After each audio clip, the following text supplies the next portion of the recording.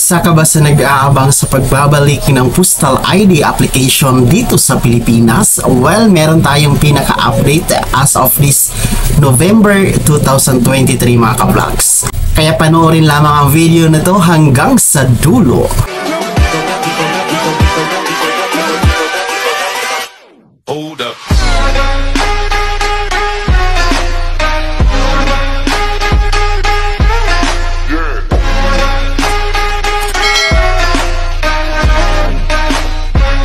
Hello mga ka-vlogs! Saan ka mang dako sa mundo? Welcome dito sa aking YouTube channel. And kung bago ka pa lang dito and nice mo ang mga informative content na andito sa aking YouTube channel, ay maaari nyo pong i-click ang ating subscribe button pagkatapos mong mapanood ang video na to. So ngayon mga ka-vlogs ay nasa November 2023 na tayo, and next month ay last month na po ng taong 2023, and mag-a-update tayo kung ano na nga po ba ang status ng Postal ID application. Kasi alam naman natin mga ka-vlogs na napakarami na pong nagtatanong kung kailan nga ba ang pagbabalik ng Postal ID application. Kasi nga more than 1 year na siya na suspended.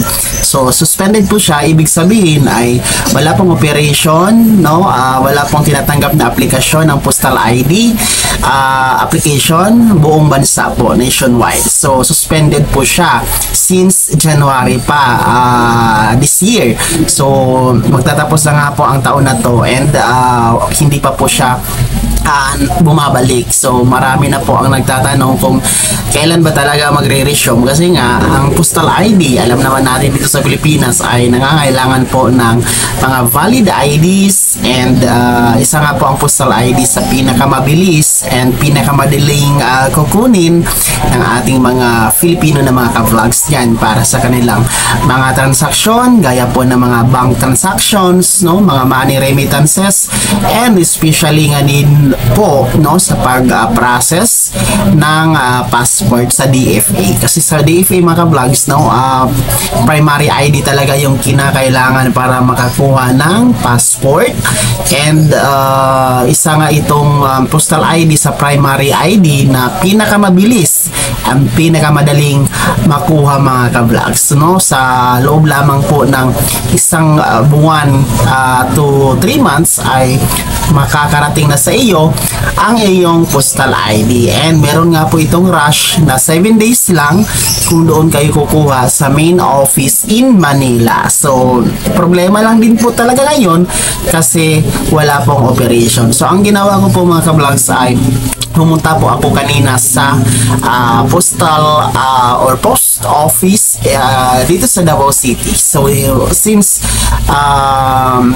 yung system naman ni post office Davao ay centralized naman po, no, nationwide, no, centralized meaning po ay iisa lang po ang kanilang system nationwide. So kung ano po ang nasa Luzon, yun din po yung sa Visayas, and yun din po yung nasa Mindanao. So ang balita po mga ka-vlogs, the status kanina sa ating pagtatanong ay still suspended po. Still wala pong operation, and still hindi po tumatanggap ng Postal ID application ang post office nationwide. Maging ang renewal po, no, sa mga magre-renew, yung mga expire na, kasi 3 years lang po yung expiration ng Postal ID. So kung isa kayo sa mga na-expire na ang Postal ID at nagbabala kayo na i-renew ito or palitan, ayan, wala po, no, kasama po yan sa suspended. Pati din po yung mga nawala, mga lost Postal ID,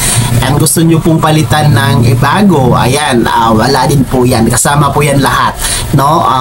Ulitin ko po, new application, renewal, and lost Postal ID suspended po, magkasama silang suspended mga ka-vlogs. So yun lang talaga po yung nakakalungkot ngayon, dahil marami po ang bumasa nga dito sa Postal ID, and ewan ko ba, no, kasi base sa aking source ay parang inobliga talaga na magpa-member sa national ID, no, para isahan lang po ang ating ID. Pero problema kasi din po ang ating national ID no, napakatagal, no, ilang taon na hindi pa dumarating, gaya po sa akin, mag 3 years na po hindi pa dumarating. And bukod pa dun mga vlogs, ang problema din po sa isa pa sa problema sa national ID ay hindi po siya valid sa iba po mga transaksyon, gaya po ng bank, no, mga transaksyon natin sa bangko, kasi nga wala tayong pirma. So hindi ko din maintindihan kung bakit wala tayong pirma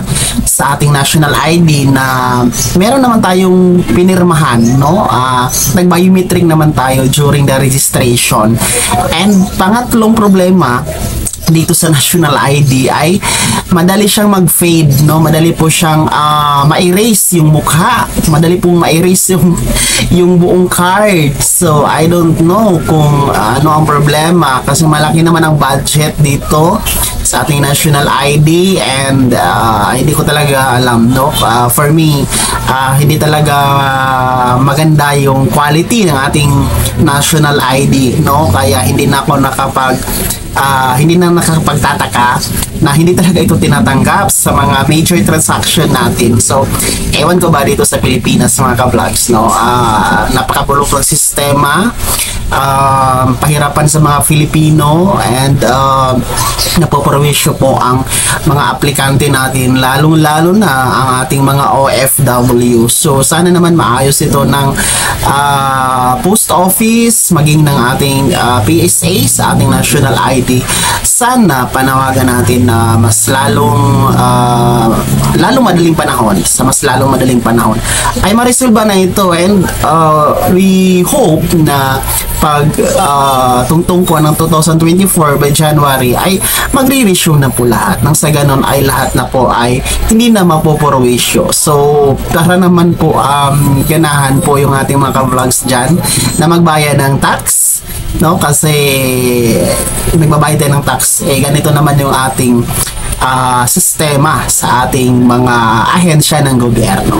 So yun lang po ang update mga ka-vlogs as of now, no, November 6, 2023, for postal ID application, postal ID renewal, and postal ID lost for replacement ay still suspended po nationwide. Kaya wag na po kayong pumunta sa post office para iwas gastos, iwas abala, and iwas aksaya ng oras mga ka-vlogs, kasi wala kayong mapapala doon kung postal ID yung inyong gustong kukunin. Sana'y naging gabay ang video na to, at sana'y kahit papano ay nabigyan ko po kayo ng idea and update. Kung hindi ka pa nakasubscribe sa aking YouTube channel, i-click mo na ang ating subscribe button na nasa baba, and huwag mong kaligtaan na i-turn na notification bell. Ilagay mo sa all para updated ka sa mga bagong videos na i-upload ko. And maaari mo din i-like ang video na to.